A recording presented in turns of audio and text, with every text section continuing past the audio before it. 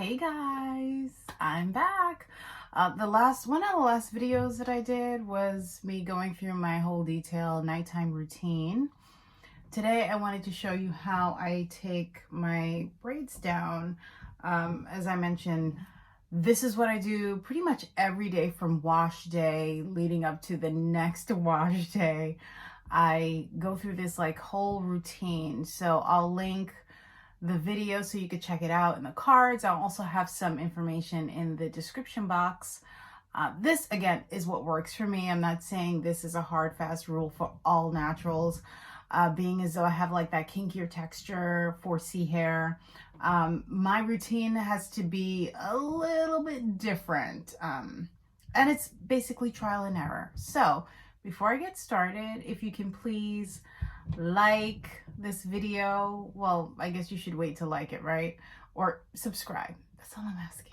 That's all I'm asking. And if you do like this video, give it a thumbs up.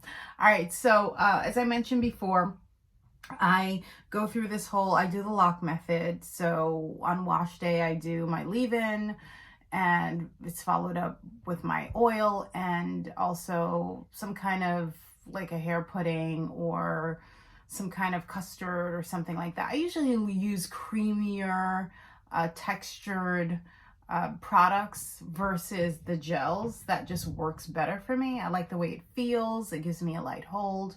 That's just my preference. Anyway, before I even get started, what I like to do is just make sure my hands are moisturized. I got to start with moisturized hands. I also have to make sure my nails, there's no like snags with my nails or anything like that. I keep my nails fairly short, as you can see. And what I like to do is just go through, I have a little bit of oil in my hands. This is baobab oil. And do whatever works for you, whatever oil works for you. And because my hair is so kinky, I find that I'm always moisturizing, sealing throughout the week. So I usually start back here, and it's really simple. Because my hands are moisturized, it's less friction with my hair strands. So I gently take apart the braid. And in my last video, I mentioned that I like to do cornrows. That's just looks better. And then I end with a twist. So half my hair, most of, like I think up to about here or so, it's all braid. Cornrow, 3-strand braid, and then a twist. So, and again, that is what works. And then I like to separate. Let me have to untwist, because if you just pull it apart, you get that frizz. A little frizz is okay, but I try to minimize the frizzing because I like to keep that definition going. And then as I go, I like to separate my hair. Okay, and I follow up with the next one, and it's pretty much the same thing. And that's, kind of basically how I take my hair down. Okay, I won't have you sit through the whole thing, but I just wanted to give you an idea of just how I take it apart. And sometimes I hit that little snag and I untwist. That's why I like to twist the ends, because I find that when you braid the ends, it makes it very, very difficult to take apart. I get more frizzing, although braiding does give me more definition. At the ends, I find that I get a lot more frizzing if I braid the ends. So that's something that I kind of work with. Let me try and do the front so you can kind of see here. So I start by untwisting, so that way it's a lot easier. And then I go through, and sometimes I hit a little snag, and then I just keep untwisting or undoing the braid. This part here is pretty much a braid. Anyway, I also just wanted to talk a little bit about just my whole experience being natural. As I mentioned, I started out natural. Everybody does, right? And I hated wash days. My mom would wash my hair, and pretty much as crazy as it is, as some people think it is, my mom did my hair all the way up through like high school. I really didn't start taking care of my own hair until like college. And even that, as soon as I started like making some money and I was able to like go to the salon, that's what I would do. I would rarely be putting my hands in my hair because for some reason I was just one of those girls. It was really, really difficult. Sometimes I would wash my hair and I'll end up with shampoo still left in it because it's so hard to wash out because of the thickness of my hair. And believe it or not, my hair is really not that thick at all. I do have fine 4C hair. I do have a lot of density. I have low porosity hair, and if you saw my myths video, my myths about 4C hair, I do strongly believe in categorizing hair. I do. And you'll get, and I'm not saying that everyone else is wrong. For me, it works because when I hear that someone is 4C, for instance, I tune in. I perk up because I know, okay, what this person is saying about their hair and what they experience, it's not going to be exactly the same, but it will be very similar. Like if he or she, whatever, is using a product that works for that particular person, I know there's a good chance that product may work on me, you know.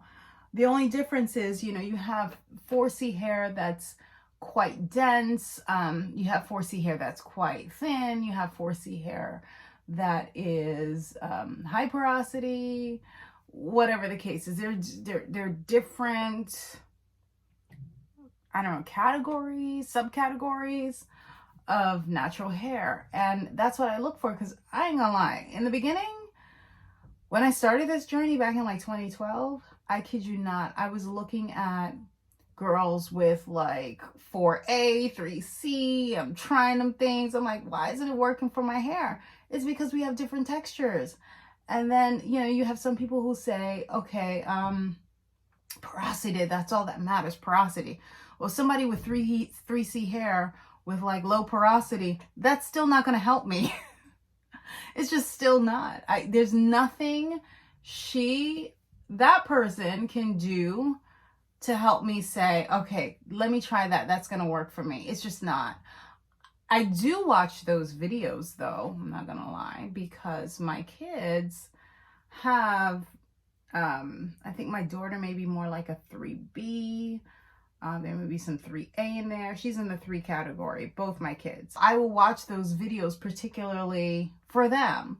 But throughout the years, I think I've pretty much mastered my kids, their hair texture. And it's always a work in progress. I'm always looking for new ideas. So yeah, I still, from time to time, I may buck up on somebody who is a 3C or whatever, and I'll watch just for the sake of, hey, maybe I could try that on my daughter's hair, or try that product, or whatever the case is, or that technique, and it will work for her hair.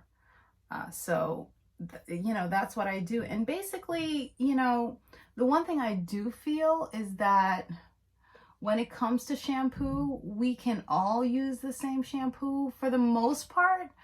As a natural, there are exceptions to the rule, okay? This is not a hard and fast rule, but for the most part, the only huge difference for me is the kind of styling product. Notice I'm fluffing as I go. I like to fluff as I go, if I can do that, just to kind of see how it comes together.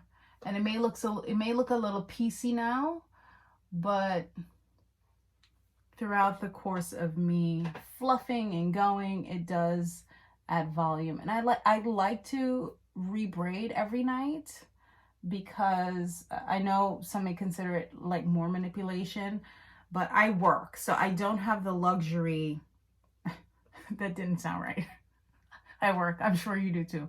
No, I work in TV, so my hair has to look like first day hair every day, pretty much.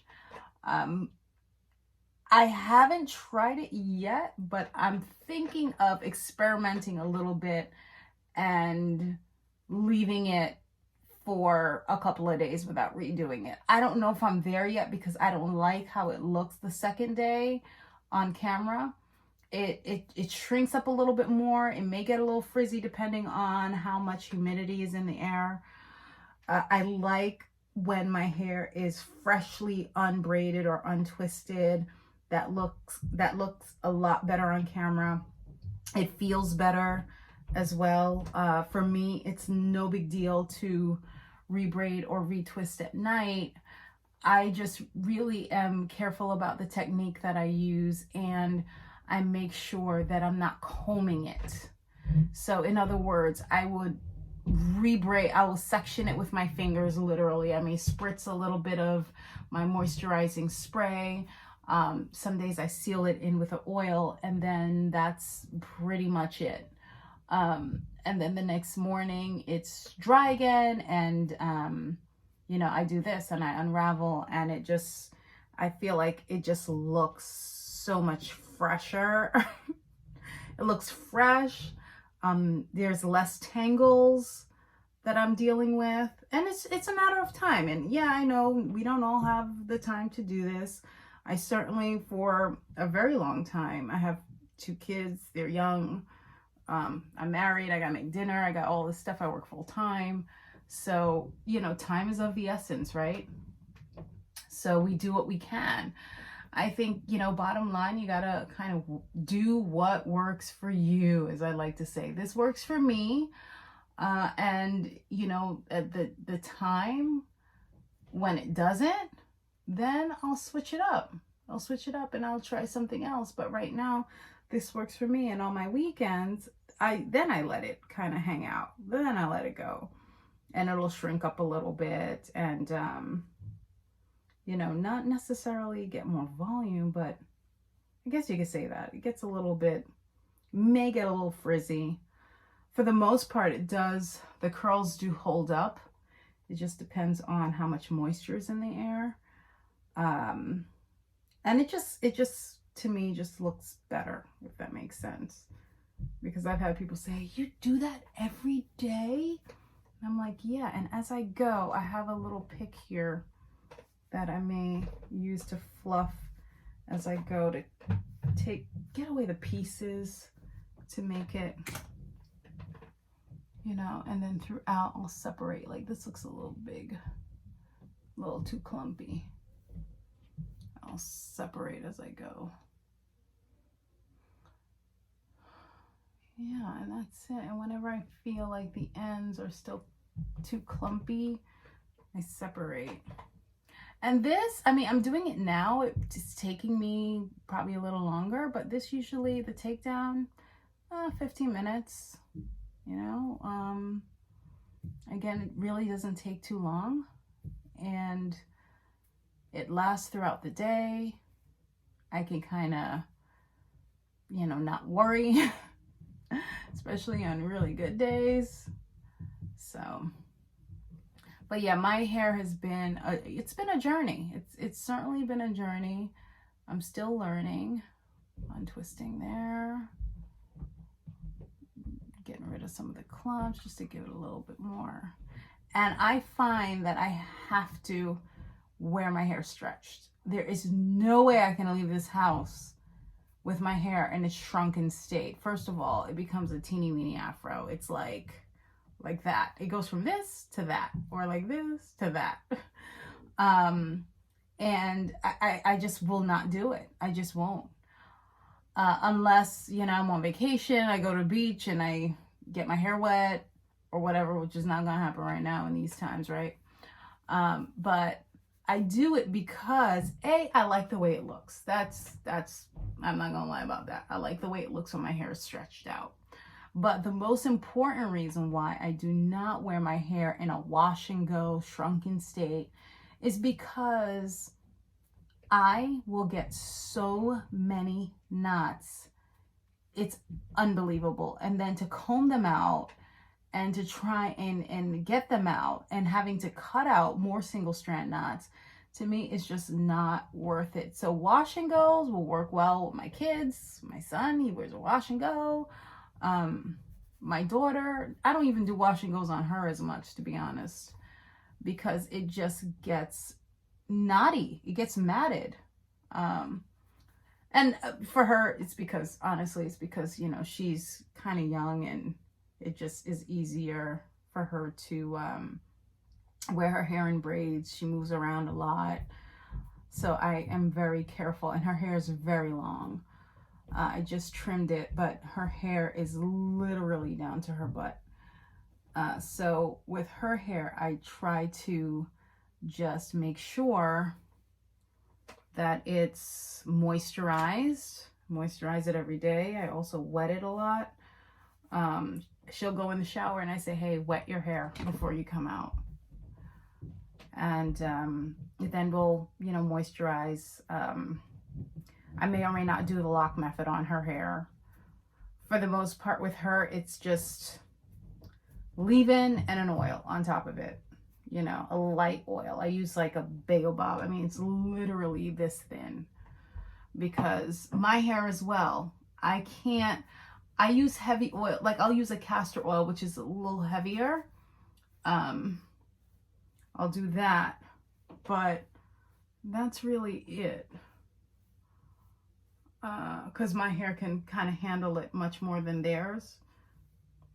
So I'll do this. And I'll just fluff. I don't do slayed edges. That's just not me.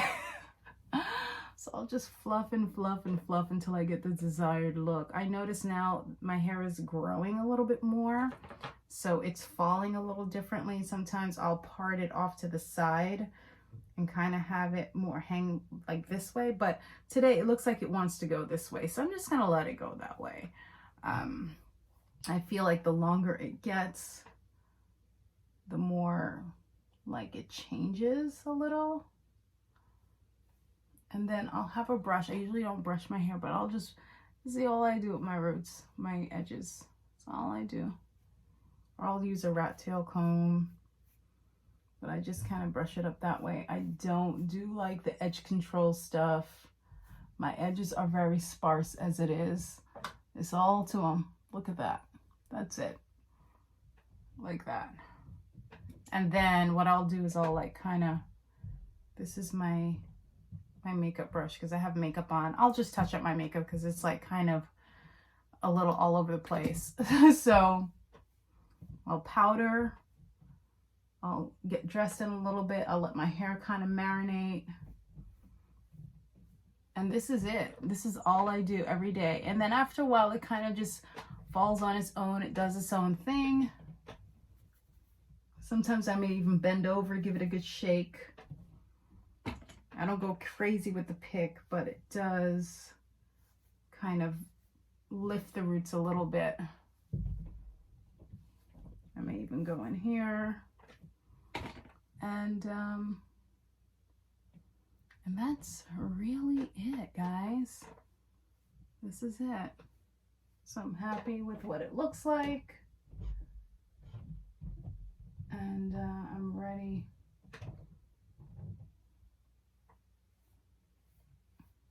See, this is what it is.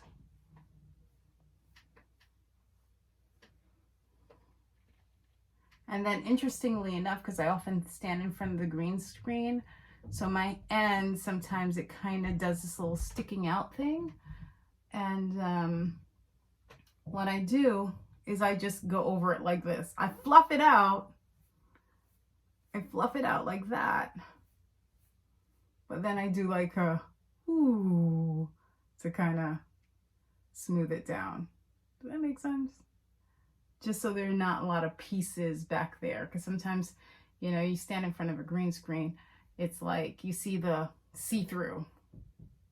And it doesn't matter, you know, like my hair is not super thick, but I just noticed that. So sometimes I just go like that. Just to kind of give it a smoothed out look. So nothing is really sticking out. And that's it. And I just kind of play around with it a little bit. After a while, I don't touch it too much. My hands, again, I have a little bit of oil on them just to reduce that friction. And then really, that's my hair. And then tonight I'll just rebraid.